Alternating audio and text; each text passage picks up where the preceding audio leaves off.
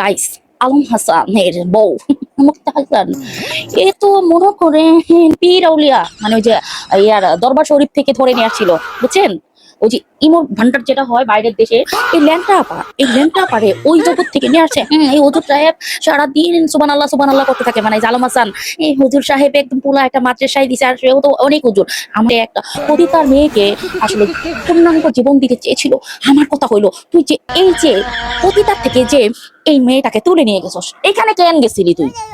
এইটা আগে গাইস বুঝার চেষ্টা করেন, ওইখানে সে কেন গিয়েছিল। তারপর এই মুক্তার সাথে তার দেখা হলো।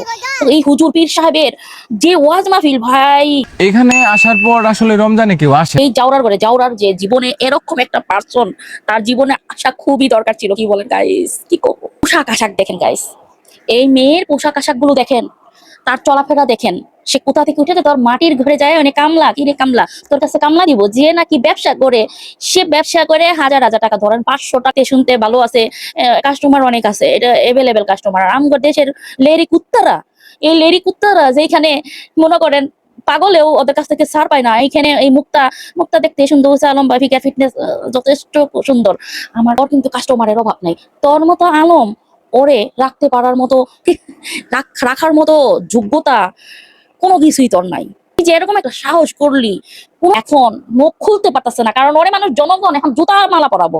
ওর জ্বর দুঃখ গুলো প্রকাশ করতে পারতেছে না, গাইস কেমনে পারবো? এই হুজুর যে বয়ান গুলো দিছিল, যাওরা যেগুলোরে ধরে ওই সবগুলোই যাওরা, ওই যেগুলোরে বিয়ে করছে ওরা আবার হুজুর নি না, ওরা যে ভালো তা না। শর্মিলারে দেখে বুঝেন না আপনারা যত কিছুই কন, আলম ঠকাইছে ভালো কথা, কিন্তু এইগুলো কি ভালো মানুষ? এটির পাওয়ার দেখছেন, পাড়াও যেমন এসার লগে তেইসা মিলে, কচুর লগে নাকি কি যেন হুটকির লগে বাইগুন মিলে, ওই রকম।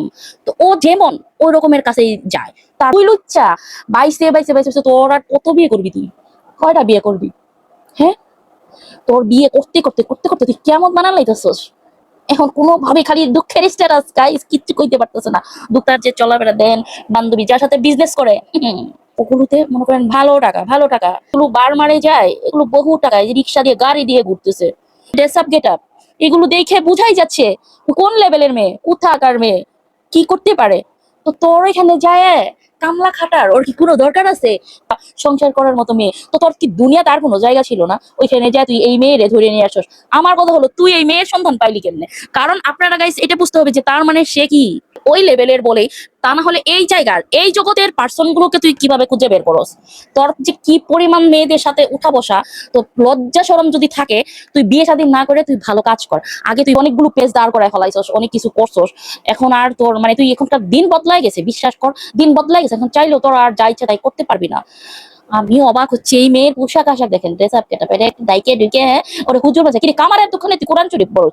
তুই তো নিজেই লুচ্চা, তুই যে লুচ্চার ঘরে লুচ্চা, তোর ফ্যামিলি প্রবলেম আছে। তোর ফ্যামিলি যদি প্রবলেম না থাকতো, তোর বারবার এই ধরনের কাজ করার সাহস পায়? তোর বাবা মার সমস্যা, তোর বাবা মা তোর জোতা লাগাইতো, তাইলে দেখতি তুইও ঠিক হয়ে যেতি। তাহলে তাহলে আর আমাদের অনলাইনে এগুলো দেখতে হইতো না।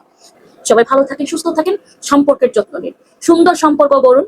আমার একটা ছোট মানুষ সাধারণ জ্ঞানে আপনাদের কাছে একটা ছোট্ট মেসেজ, সবাই সম্পর্কের যত্ন নিন, সম্মান করুন, বুঝে শুনে সম্পর্কে জড়ান।